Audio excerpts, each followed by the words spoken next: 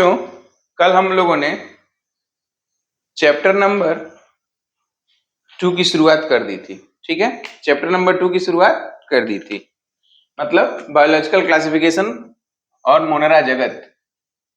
ठीक है, biological classification biological classification and Monera. ठीक, मतलब जैविक वर्गीकरण कल शुरू हो चुका था। जैविक वर्गीकरण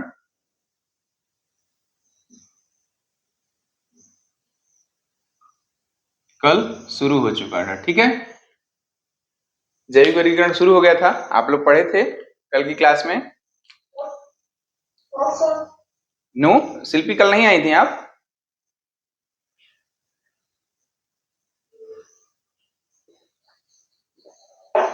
चलिए मैं एक बार दोहरा देता हूं चीजों को, तो हो सके आपको क्लियर हो जाए। ठीक है, कल हम लोगों ने पढ़ा था जैविक वर्गीकरण में बायनॉमियल सिस्टम ऑफ क्लासिफिकेशन किसने दिया है? द्विनाम पद्धति। बायनॉमियल सिस्टम ऑफ नॉमेनक्लेचर दिया है कैरोलस लीनियस ने। कैरोलस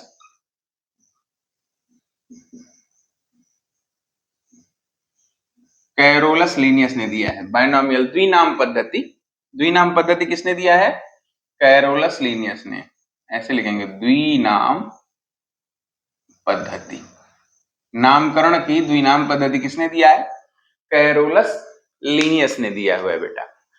बच्चों इससे पहले हम देख रहे थे इतिहास के बारे में, नामकरण का इतिहास कैसे चला, जीवधारियों को वर्गीकृत करने का जो पुराना इतिहास है कब से चालू है।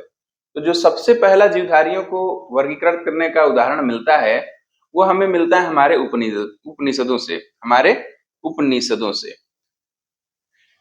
कहां से मिलता है? सुनाई दे रहा है सबको? Yes sir. जो सबसे पहला उदाहरण मिलता है, लिखते जाओ हमारे साथ साथ, लिखते जाइए बेटा। वर्गीकरण का सर्वप्रथम उदाहरण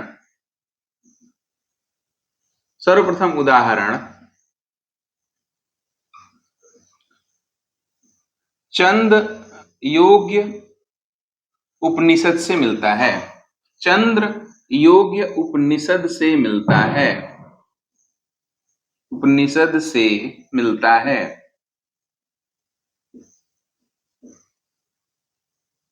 ये चैप्टर नंबर 2 की शुरुआत हो रही है बच्चों। इसमें हम बात कर रहे हैं बायोलॉजिकल क्लासिफिकेशन, जैविक वर्गीकरण की। उसमें बच्चों वर्गीकरण का पहला जो उदाहरण मिलता है वो है चंद्र योग्य उपनिषद से मिलता है। ठीक है, भारत से ही शुरुआत हुई थी। इस उपनिषद में जीवों को 3 भागों में वर्गीकृत किया गया। इस उपनिषद में जीवों को 3 भागों में बांटा गया था। ठीक है, इस उपनिषद में, यहां से लिख लीजिए, मैं बोल रहा हूं, इस उपनिषद में मिलता है के बाद लिखना है आपको। इस उपनिषद में जीवों को 3 भागों में बांटा गया था।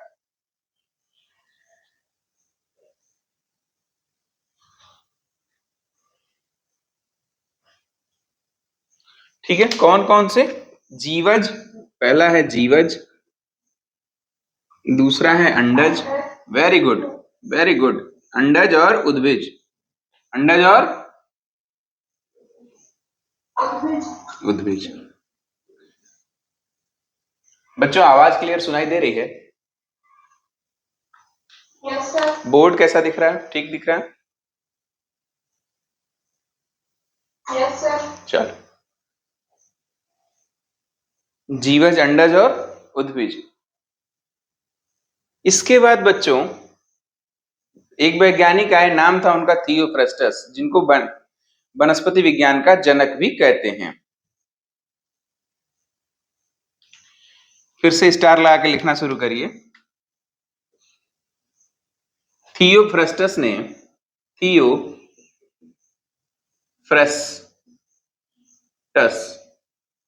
ब्रैकेट में इंग्लिश में भी नाम लिख लीजिएगा, थियो PHRASTUS थियोफ्रेस्टस ने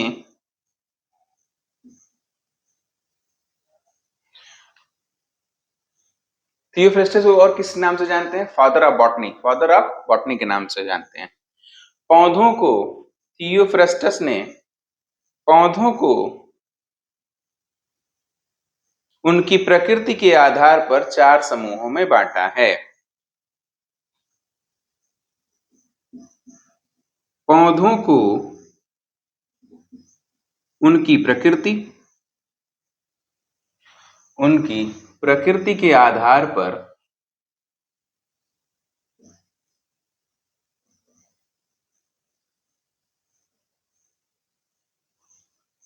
4 समूहों में बांटा है।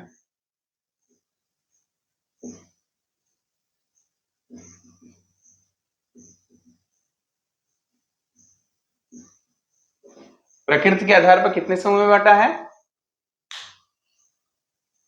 4 समूह। Very good.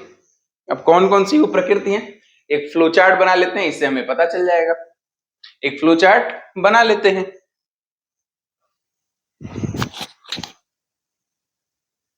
ठीक है, एक फ्लो चार्ट बनाते हैं। चलिए, पौधे को दूसरे रंग की पेन से बनाएंगे। पौधा लिखेंगे, पौधा। दिखाई दे रहा है सबको? चलो, पौधे को सबसे क्या बेटा? सर ये नहीं कि आप लिख रहे हो, वो नहीं दिखाई दे रहा। अभी दिखवा देते हैं। दिख रहा है? ठीक है। ये वृक्ष, पौधों को 4 भागों में बांटा। वृक्ष लिखो, वृक्ष।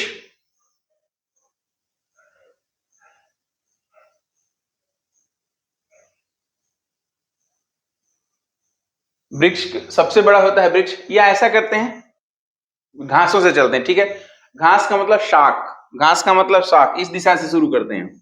घास का मतलब शाख या हर्ब जिसे बोलते हैं। घास या शाख या हर्ब बोलते हैं इंग्लिश में। हर्ब, घासों को हर्ब बोलते हैं। ठीक है बेटा, घासों को क्या बोलते हैं? हर्ब बोलते हैं। बोलो हमारे साथ, घास को क्या बोलते हैं? हर्ब बोलते हैं जी। दूसरा, शाख के बाद थोड़ी छोटी झाड़ी आएगी, थोड़ी छोटी झाड़ियां आ जाएंगी, श्रब, छोटी झाड़ियां। सारे शाख लिखा है, क्या है? हाँ बेटा, शाख लिखा है, हर्ब, हर्ब या शाख। शाक सब्जियां नहीं होती, वही शाख लिखा है।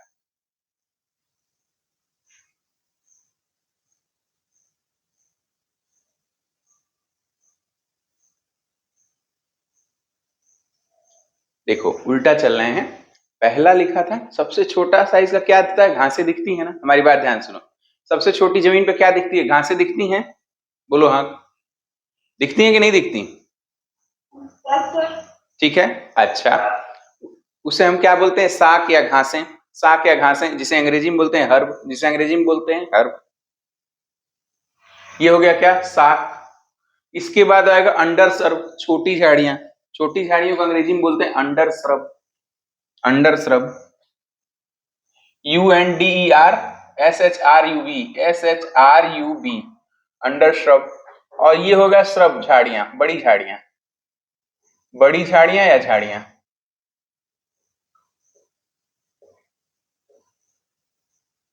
श्रब,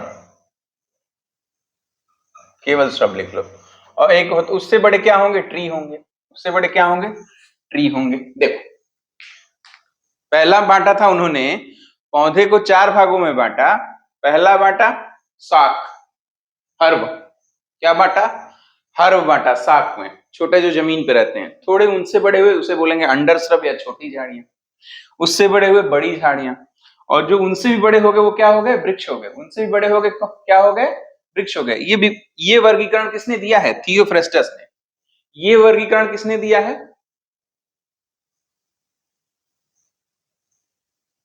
बेटा?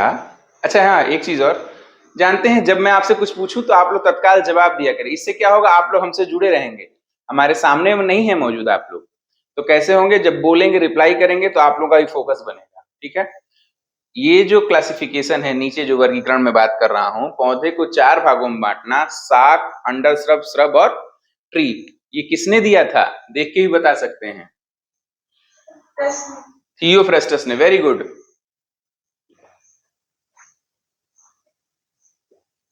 थियोफ्रेस्टस ने दिया था। मिटा रहे हैं बेटा, लिख लिया है सभी लोगों ने? Yes, sir. चलो,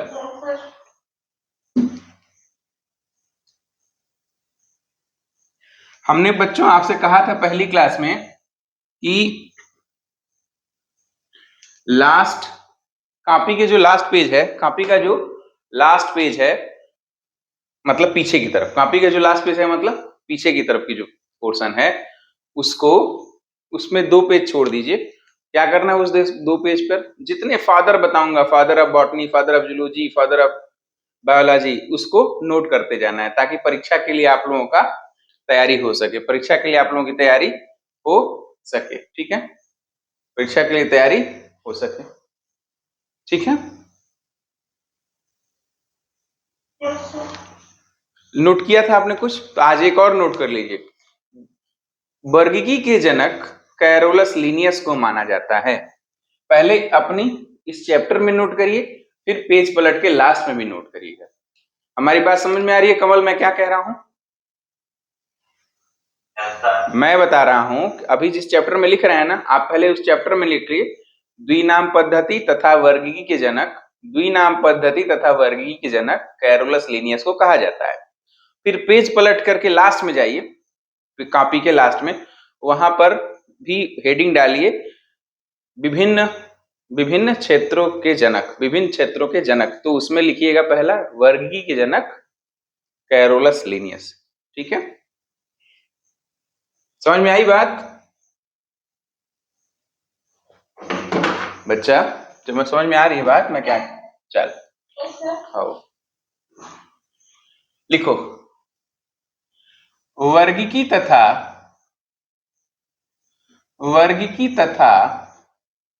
द्विनाम पद्धति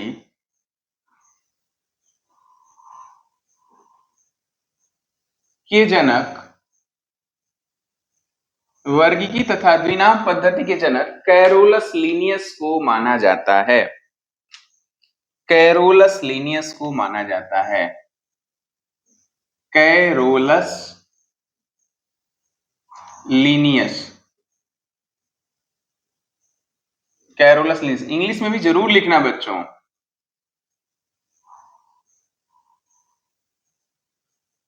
कैरोलस लीनियस को माना जाता है।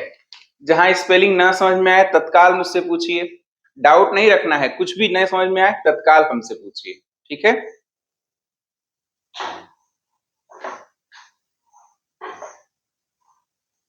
आगे चलें। क्या बेटा? कुछ नहीं सर। अच्छा, कैरोलस लीनियस ने कुछ किताबें लिखी थी, लेकिन मैं यह बताना चाहता हूं कि सिस्टेमेटिक या वर्गीकी का वर्णन उन्होंने सिस्टेमा नेचुरी में किया था। वर्गीकी का वर्णन उन्होंने सिस्टेमा नेचुरी नामक किताब में किया था। वर्गीकी का वर्णन उन्होंने सिस्टेमा नेचुरी नामक किताब में किया था। लिख लो, वर्गीकी का वर्णन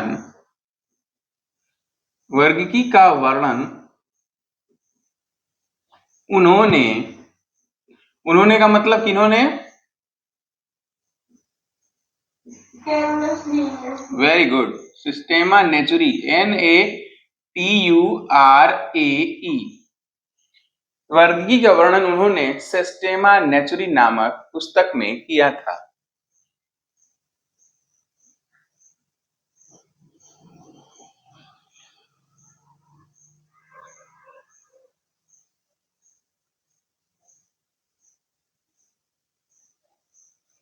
कैरोलस लीनियस द्वारा लिखी गई मुख्य किताबों के नाम मैंने लिखवा दिया है ना आप लोगों को?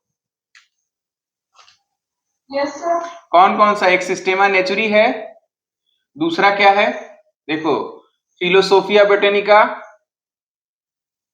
फिलोसोफिया बोटेनिका, क्रिटिका बोटेनिका,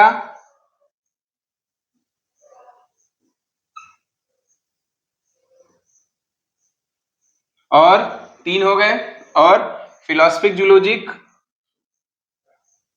नहीं जूलॉजिक कैसे हो सकता है, बताओ क्या था, बताओ।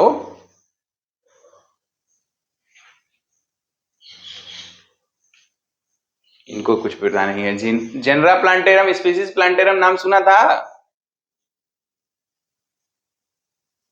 जेनरा प्लांटेरम और स्पीसीज प्लांटेरम, ये 5 किताबें लिखी थी कैरोलस लीनियस साहब ने, जिसकी आज पहली क्लास है वह यह ध्यान दे, कैरोलस लीनियस साहब ने 5 किताब लिखी थी। पहला लिख दिया था उन्होंने जेनरा प्लांटेरम, दूसरा लिखा स्पीसीज प्लांटेरम, तीसरा लिखा सिस्टेमा नेचुरी, चौथा लिखा फिलोसोफिया बोटेनिका और पांचवा लिखा क्रिटिका बोटेनिका। 5 है किताब, इसको कहीं स्टार लगा के छोटा सा लिख लीजिए। कैरोलस लीनियस ने 5 किताबें लिखी थी, नाम याद रहना चाहिए, अक्सर पूछता है कंपटीशन के एग्जाम्स में।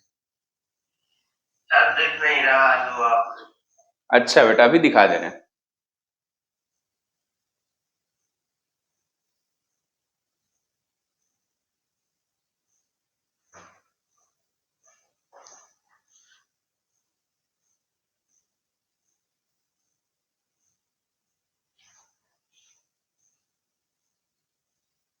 दिखने लगा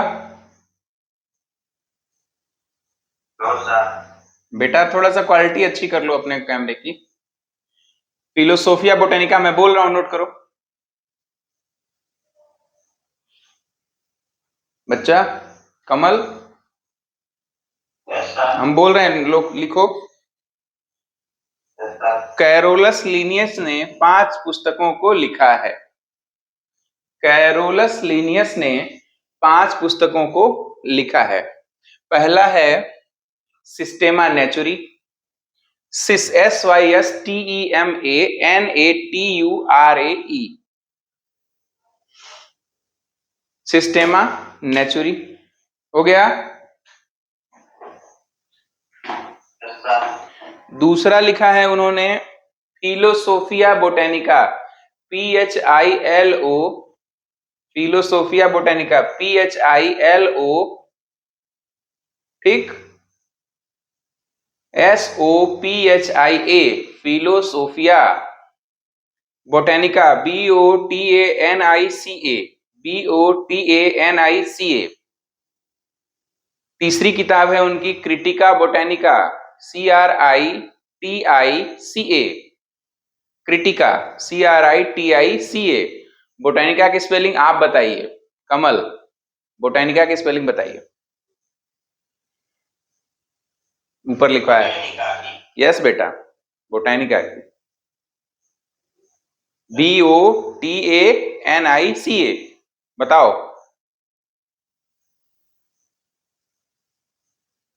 बोलो, BOTANICA। कमल, BOTANICA, बोटेनिका। फिर से बोलो, बोलो। गुड। TA, हाँ, बोटेनी, NICA। ठीक है, चलो, क्रिटिका बोटेनिका हो गया। फिर Genera Plantarum, Genera Plantarum, GENERA, Genera Plantarum, PLANTARUM, Genera Plantarum. उनकी 5वीं किताब है species Plantarum, SPECIES, species plantarum.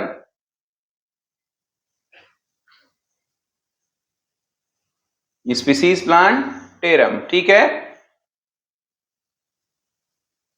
हो गया बेटा। चलो बच्चों, द्विनाम पद्धति का अध्ययन हम लोगों ने कर लिया है। द्विनाम पद्धति का हमने अध्ययन कर लिया है। द्विनाम पद्धति में वैज्ञानिक नाम के कितने भाग होते हैं? वैज्ञानिक नाम के कितने भाग होते हैं? 2 भाग होते हैं। कितने भाग होते हैं?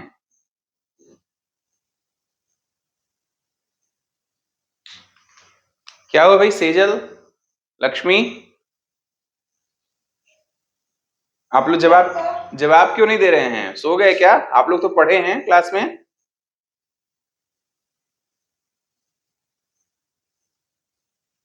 सुनाई दे रही है बात?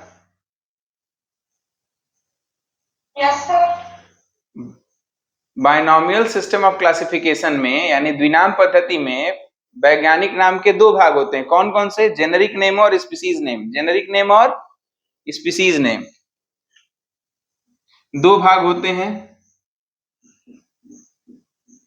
वैज्ञानिक नाम के। वैज्ञानिक नाम के पहला होगा जेनेरिक नेम। जेनेरिक नेम और दूसरा होगा स्पेसिफिक या स्पीसीज नेम। स्पीसीज नेम, ठीक है। 2 भाग होते हैं। उदाहरण के लिए नोट करिए, होमोसेपियंस। होमोसेपियन किसका है? बट इनका जो वैज्ञानिक नाम, जूलॉजिकल नेम, होमोसेपियन किसका है? होमो, हाँ, मानव का। होमोसेपियंस अंडरलाइन करेंगे। इसके 2 भाग हो गए। ये भाग किसको क्या है? जीनस का है। ये भाग किसका है? जीनस। और ये भाग क्या है? स्पीसीज। वेरी गुड, स्पीसीज का है ये उसका उदाहरण नोट करिए। आगे बढ़ते हैं हम लोग। अब एक आता है त्रिनाम पद्धति। त्रिनाम पद्धति, इसमें क्या होगा? वैज्ञानिक नाम के 3 हिस्से होंगे। वैज्ञानिक नाम के 3 हिस्से होंगे। इसकी खोज की थी हक्सले ने। इसकी खोज की थी हक्सले ने। त्रिनाम पद्धति में क्या होता है? वैज्ञानिक नाम के कितने हिस्से? 2। बेटा, त्रिनाम पद्धति, ट्राइनॉमियल सिस्टम, इसे मिटा रहे हैं। ट्राइनॉमियल सिस्टम में वैज्ञानिक नाम के 3 हिस्से हो जाते हैं। इसकी खोज या इसके बारे में बताया था हक्सले एंड स्ट्रिकलैंड ने। हेडिंग डालिए त्रिनाम पद्धति। त्रिनाम पद्धति। द्विनाम पद्धति की खोज की थी कैरोलस लिनियस ने। त्रिनाम पद्धति की खोज की थी हक्सले एवं स्ट्रिकलैंड ने। Trinomial system of classification. Trinomial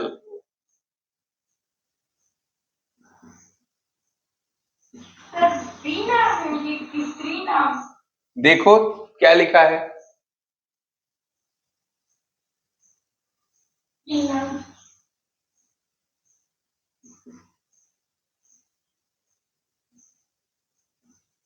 त्रिनाम का मतलब 3 नाम। नाम के कितने हिस्से? 3 हिस्से। नाम के कितने हिस्से? 3 हिस्से। वैज्ञानिक नाम पे लिखो इसके प्रतिपादक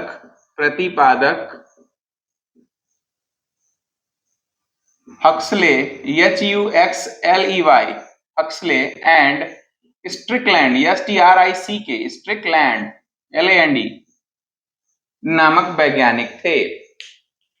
त्रिनाम पद्धति के जो प्रतिपादक हैं उन कौन थे? Huxley and Strickland. Huxley and Strickland, ठीक है। दिखाई दे रहा है सबको? इसमें क्या होगा? वैज्ञानिक नाम के 3 हिस्से हो जाते हैं।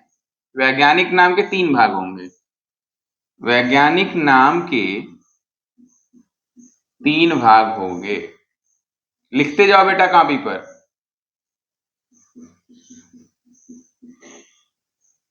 कैसे? उदाहरण से नोट समझाया जाए। मानव का वैज्ञानिक नाम त्रिनाम पद्धति के अनुसार होमोसेपियंस सेपियंस है। क्या है? Very good, Homo sapiens sapiens. ठीक है कमल, समझ में आ रहा है? Lakshmi, Sejal, Yes, sir. Yes, sir. त्रिनाम पद्धति में 3 भाग। जो पहला भाग है होमो, वो क्या है? जीनस का, इसको दर्शाता है, जीनस यानी वंश को।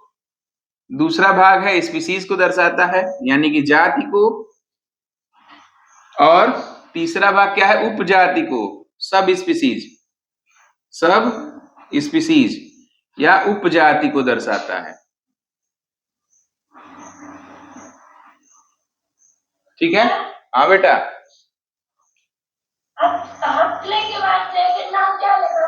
Strickland, STRICK, STRICK, Strickland. उसके बाजू में थे लिखा है, एंड लिखा है बेटा, वो एंड का चिन्ह है। अक्सले एंड स्ट्रिकलैंड, अक्सले एंड स्ट्रिकलैंड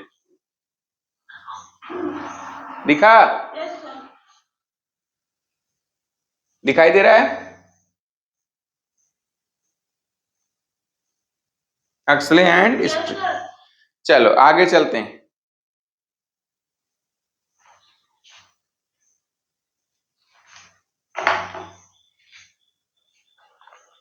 अब बच्चों क्लासिफिकेशन 2 प्रकार के पढ़ लिए, बाइनॉमियल और ट्राइनॉमियल। अब हम लोग पढ़ेंगे क्या है? 5 kingdom system of classification, 5 kingdom system of classification के बारे में, मतलब पंच जगत वर्गीकरण प्रणाली, पंच जगत वर्गीकरण प्रणाली के बारे में।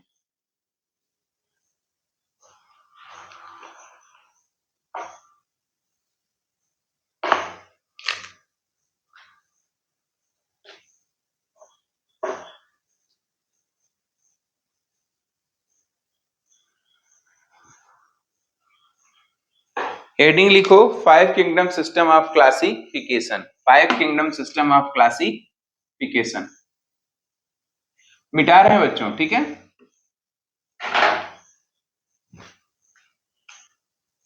फाइव किंगडम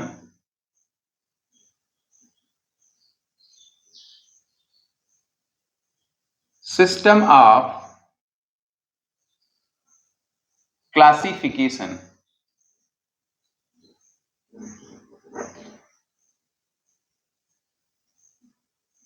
मतलब क्या हुआ?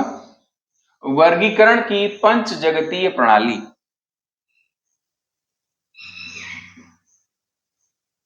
वर्गीकरण की पंच जगतीय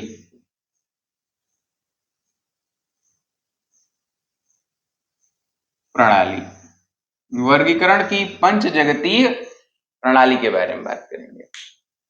ठीक है? इसके जनक जो थे, प्रतिपादक थे बच्चों, इसके प्रतिपादक थे R.H. विटेकर, प्रतिपादक RHVWHITTAKER। सबको स्पेलिंग क्लियर दिख रही है? Yes, sir. कृष्णा, लक्ष्मी, सेजल, कमल, 13. ठीक है? Yes, sir. Yes, sir.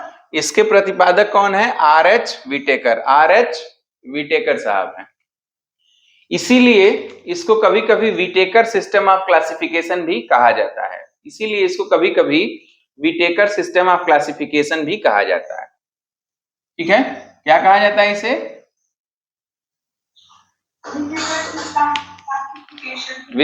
Whittaker system of classification या पंच जगतीय वर्गीकरण प्रणाली, पंच जगतीय वर्गीकरण प्रणाली भी कहा जाता है। उन्होंने बच्चों, उन्होंने जीवों को 5 किंगडम में बांट दिया। कितने किंगडम में बांटा? 5 किंगडम या 5 जगत में बांटा है। 1, 2, 3, 4 और 5। ठीक है? सबसे पहले बांटा मोनेरा। बच्चों ये इतना इंपॉर्टेंट है ना, इतनी बार कंपटीशन में पूछ चुका है, इतनी बार मैं बता नहीं सकता। ठीक है? A lot of times. और आपके हाफ ईयरली एग्जाम में भी यह पूछा था, इवन इसमें पूछा था, एनुअल एग्जाम में पिछले साल पूछा था। ठीक है? तो चांसेस बने रहते हैं कि ये जरूर पूछेगा।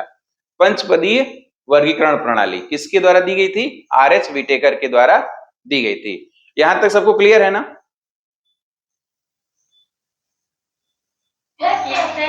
सभी लोगों को जो ठीक है बेटा। अब सुनो, कौन कौन से जीवों को इन्होंने 5 जगत में 5 किंगडम में बांट दिया। सबसे पहले बांटा मोनेरा, याद कर लो, मोनेरा, प्रोटिस्टा, प्लांटी, फंजाई और animalia. Monera, Protista, Fungi, Plantae, animalia. सबसे पहले हिंदी में लिख देते हैं मोनेरा, फिर प्रोटिस्टा, मोनेरा, प्रोटिस्टा, कवक या फंजाई जिसे बोलते हैं, फंजाई, फिर प्लांटी, प्लांट आ जाएंगे, प्लांटी, और एनिमेलिया, एनिमेलिया। ये है क्या? किंगडम है। ये सब क्या चीज है? किंगडम, जगत हैं ये सब। क्या है ये लोग? जगत हैं। पहला जगत, दूसरा जगत, तीसरा जगत, चौथा और पांचवा जगत। ठीक है?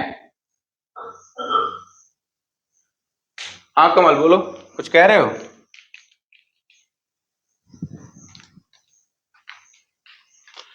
ये है मोनेरा, मोनेरा। दूसरा है प्रोटिस्टा, इंग्लिश में लिख लो, Fungi, Plantae and Animalia, ANIMALIA। सुनो, चलो भाई साथ साथ याद कर लो। 5 किंगडम सिस्टम ऑफ क्लासिफिकेशन किसने दिया था? बोलो। सब लोग लिखना बंद करो, लिखते ही रह जाओगे, याद नहीं होगा जिंदगी भर। लिखना बंद, सुन लो हमारी बात को पहले। 5 किंगडम सिस्टम ऑफ क्लासिफिकेशन किसने दिया था बच्चों? आर.एच. विटेकर ने, आर.एच. विटेकर ने दिया था। ठीक है, किसने दिया था? Very good, good. और कितने जगत में बांटा था जीवों को? 5 जगत में बांटा था। जीवों को कितने जगत में बांटा था? 5 जगत या 5 किंगडम में बांटा था। कौन कौन से? मोनेरा, प्रोटिस्टा, बोलो, मोनेरा, फंजाई, फंजाई, प्लांटी और एनिमेलिया, फंजाई, प्लांटी और एनिमेलिया। ठीक है, फंजाई, प्लांटी और एनिमेलिया। बच्चों इसी क्लास में से याद करके जाओ, घर का चिंता ना करना, अभी याद कर लोगे ज्यादा बेहतर रहेगा। कोई काम बाद में मत छोड़ो, तत्काल निपटा लो। ठीक है, पहला भैया क्या है? मोनेरा, दूसरा प्रोटिस्टा, तीसरा फंजाई, चौथा प्लांटी और पांचवा एनिमेलिया, पांचवा एनिमेलिया। ठीक है, अब एक एक को देखते हैं कि आखिर इतना बांटने का आधार क्या रहा। कुछ तो आधार रहा, क्या जरूरत पड़ गई बांटने की? और बांटा तो 5 ही में क्यों बांटा, 6 में क्यों नहीं बांटा? तो हम लोग हेडिंग लिखते हैं कि आर.एच. विटेकर ने का वर्गीकरण के आधार, वर्गीकरण के आधार, आर.एच. विटेकर के वर्गीकरण के आधार। किस आधार पे उन्होंने केवल जीवों को 5 ही में बांटा है, 6 में नहीं बांटा, 4 में नहीं बांटा? क्यों ऐसा हुआ? प्रश्न तो ये उठता है ना कि सर, आप लोग पूछ सकते हैं कि सर विटेकर साहब ने क्यों 6 भाग में ही बांटा, 5 भाग में ही क्यों बांटा, 6 में क्यों नहीं बांटा, या फिर 4 में क्यों नहीं बांटा? कुछ आधार रहा होगा। आइए उसके आधार पे चर्चा करते हैं। पंचजगत वर्गीकरण के आधार, हेडिंग लिखिए, पंचजगत प्रणाली के आधार।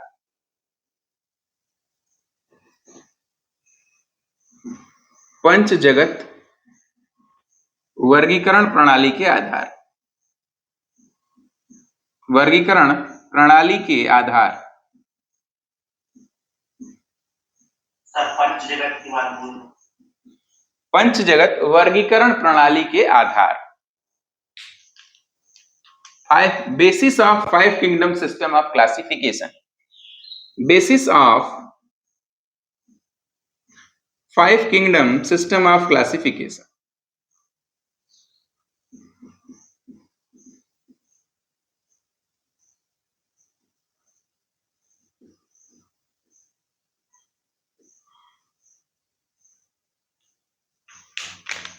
Basis of 5 system kingdom of classification क्या था भाई? पहला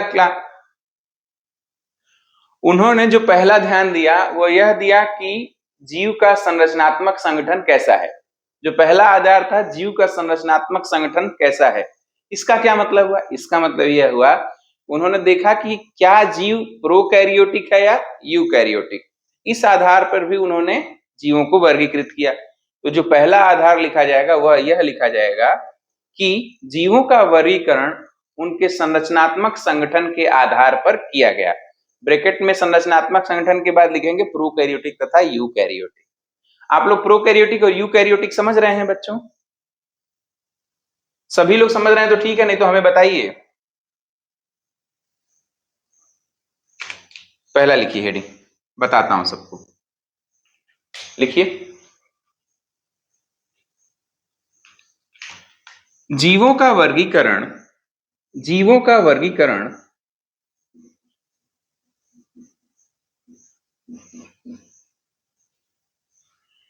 उनके संरचनात्मक संगठन, संरचनात्मक संगठन, ब्रैकेट में लिख लेंगे, ब्रैकेट में लिखेंगे कि वो प्रोकैरियोटिक है या यूकैरियोटिक है, ये इसकी चर्चा कीजिए।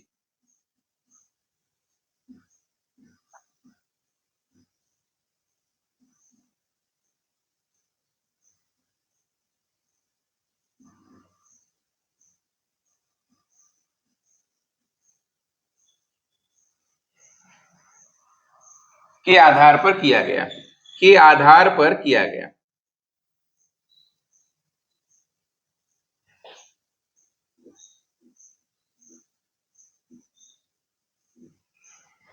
ठीक है, के आधार पर किया गया।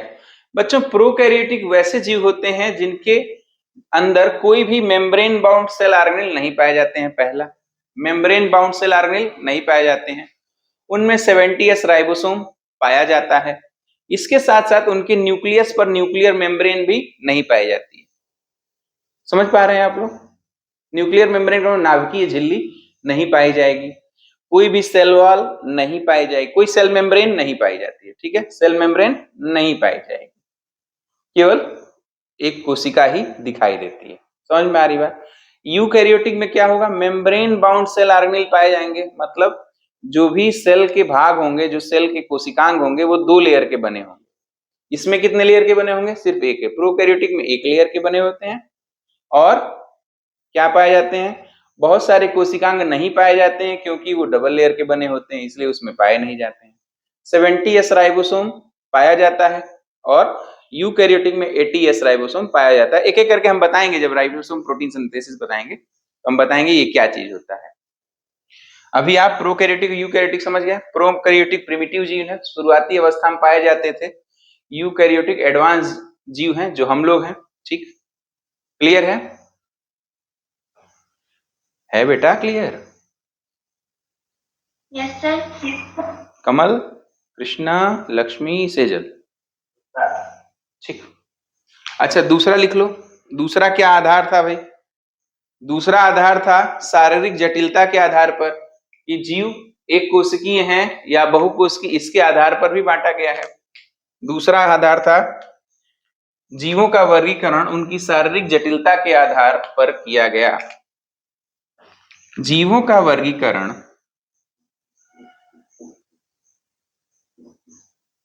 जीवों का वर्गीकरण उनकी शारीरिक जटिलता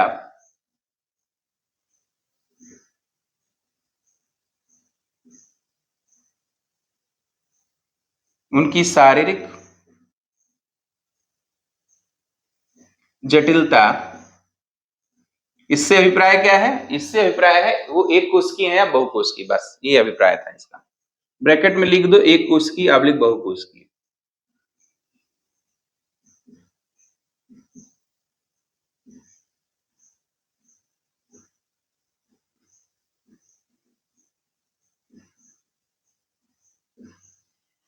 जटिलता के आधार पर किया गया।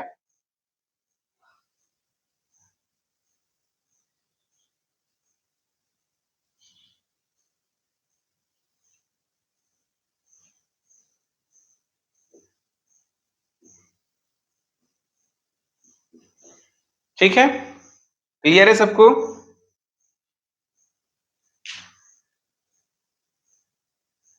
बच्चों,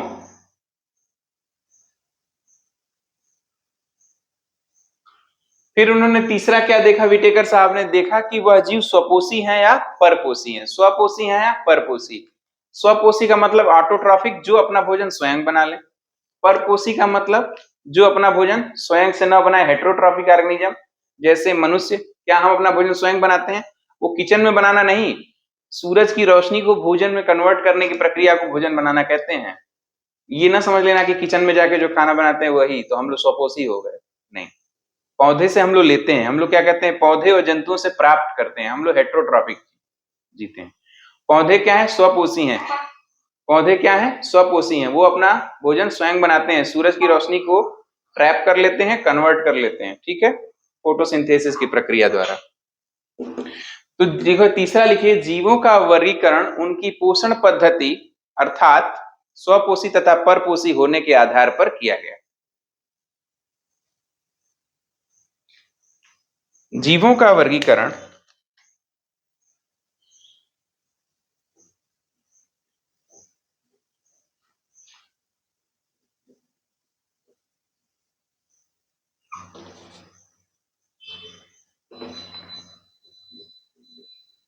उनकी पोषण विधि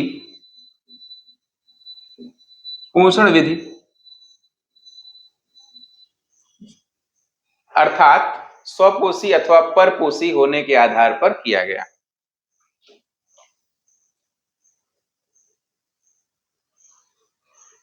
स्वपोषी एवं परपोषी होने के आधार पर किया गया।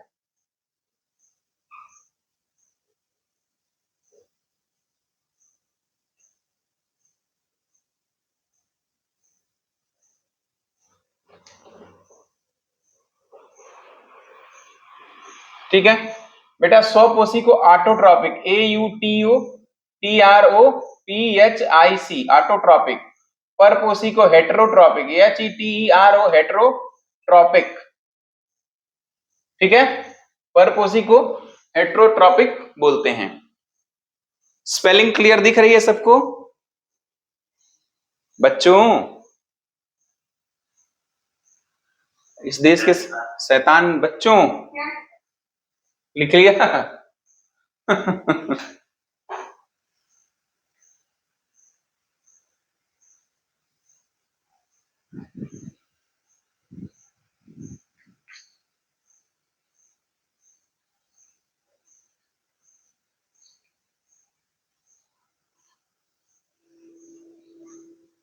चलो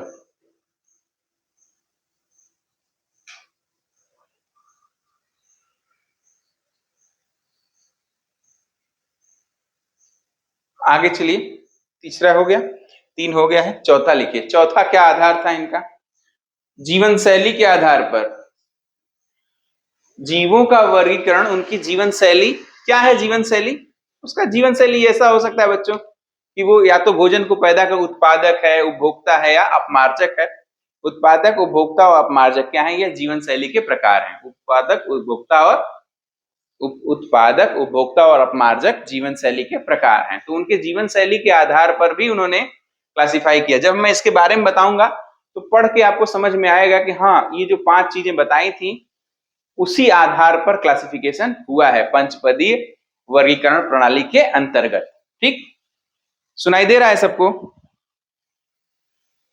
यस सर। चौथा लिखिए,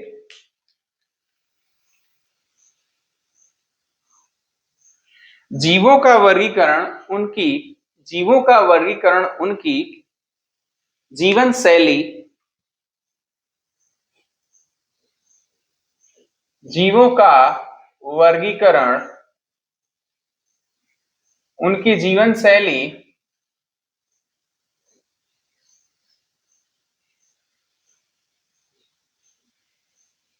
ब्रैकेट में जीवन शैली, अर्थ नहीं, ब्रैकेट मत लगेगा, अर्थात लिखिए, अर्थात उत्पादक, उपभोक्ता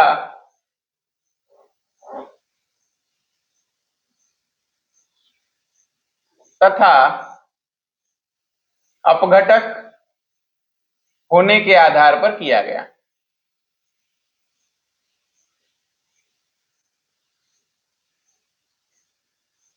सर उपभोक्ता क्या में क्या लिखा?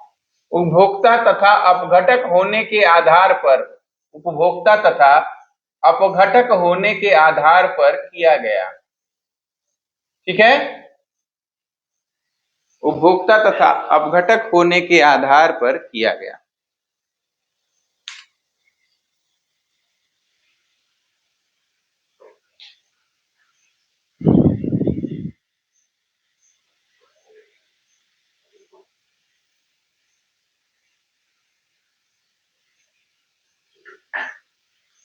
पांचवा भी लिख लो बेटा, पांचवा उनका जाति वृत्तीय संबंध, उनमें जातीय जो समानता थी उस आधार पर भी रखा गया है उनको। तो पांचवा है जीवों का वर्गीकरण उनके जात वृत्तीय, समान जात के लोगों को एक साथ रखा गया था। जातियों का वर्ग, जीवों का वर्गीकरण उनके जात वृत्तीय संबंधों के आधार पर भी किया गया। पांचवा टॉपिक है जीवों का वर्गीकरण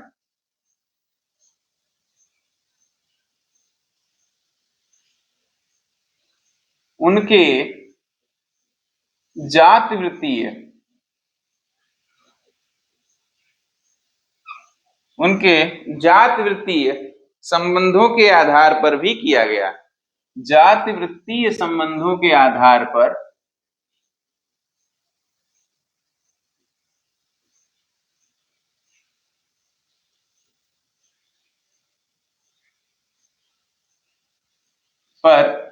भी किया गया।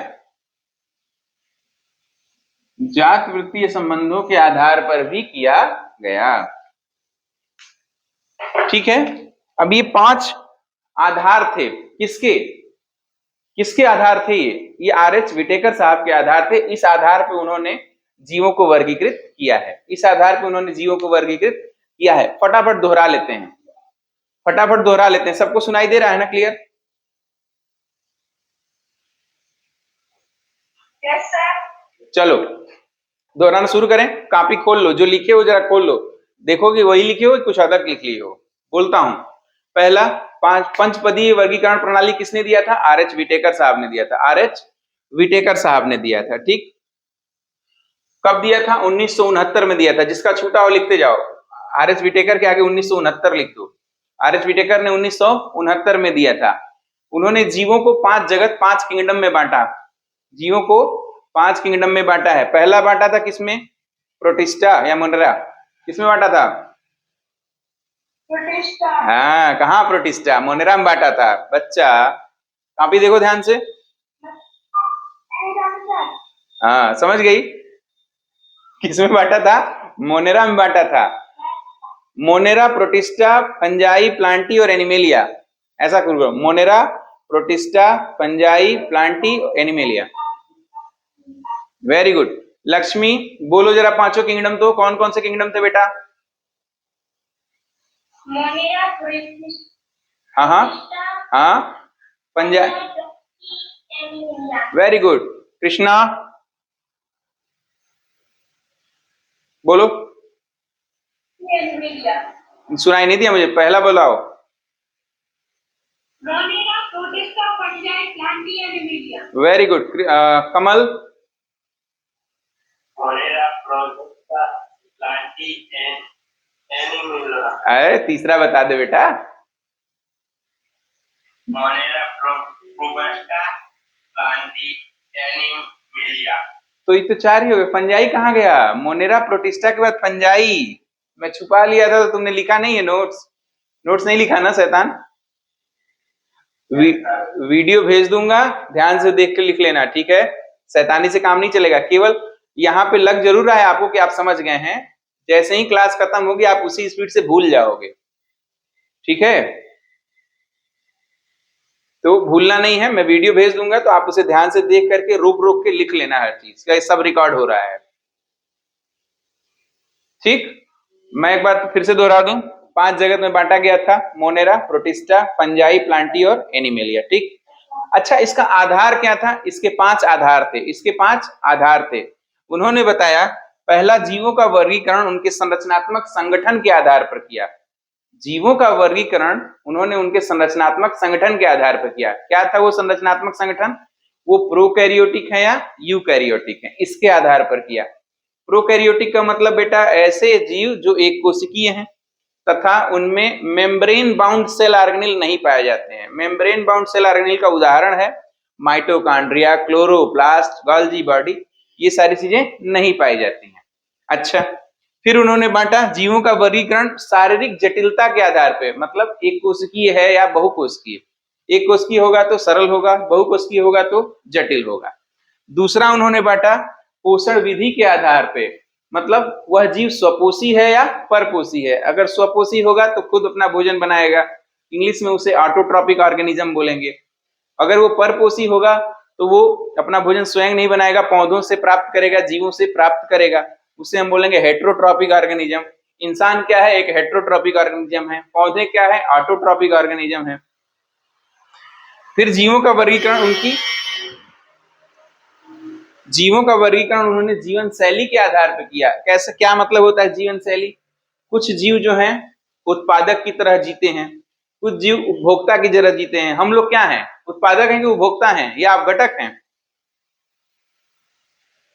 बच्चों, हम लोग क्या हैं? उत्पादक हैं। क्या भोजन हम लोग उत्पन्न करते हैं? उत्पादक कैसे हैं? हम लोग कौन सा भोजन उत्पन्न करते हैं बेटा? हम लोग तो पौधों पर डिपेंडेंट हैं, हम लोग उपभोक्ता हैं, हम लोग उपभोक्ता हैं, ठीक है। पौधे क्या हैं? उत्पादक हैं। पौधे क्या हैं? उत्पादक हैं। जो सूरज की रोशनी को ट्रैप कर ले, फोटोसिंथेसिस की प्रक्रिया द्वारा फूड में बदल दे, फिर हम उसे खाते हैं, तो हम क्या हो गए? उपभोक्ता हो गए, ठीक है। और जब हम लोग मर जाते हैं, जमीन में गाड़ दिए जाते हैं या सड़ गल के खत्म हो जाते हैं जीव, तो जो सड़ने गलाने का काम करता है उसको हम लोग कहते हैं क्या? जो सड़ाने गलाने का काम करता है हम उसको कहते हैं कि वो अपघटक है। क्या है? अपघटक है। आइए बात करते हैं जीवों के वर्गीकरण की। पांचवा जो था जात वृत्तीय संबंध। उन्होंने यह भी ध्यान दिया कि समान जाति के लोगों को एक साथ रखा जाए, समान जाति के लोगों को एक साथ रखा जाए।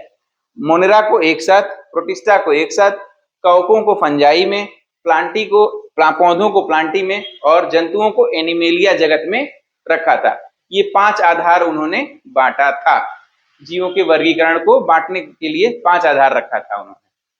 ठीक, क्लियर है सबको यहां तक बच्चों? सेजल क्या कह रही हो बेटा? तुम्हारी आवाज नहीं आई। Yes, sir. क्लियर है? कृष्णा, लक्ष्मी, कमल? Yes, sir. तो आज के लिए बस इतना ही। वीडियो भेज दूंगा तो आप लोग इसे लिख लीजिएगा, अदरवाइज इस तरह से नोट्स नहीं पूरी होगी। और आप लोग नोट्स हमें व्हाट्सअप नहीं कर रहे हैं, दिखाइए जरा नोट्स कैसे लिखा है आप लोगों ने। ठीक, हमें लिख करके भेजिए। आज के लिए बस इतना ही।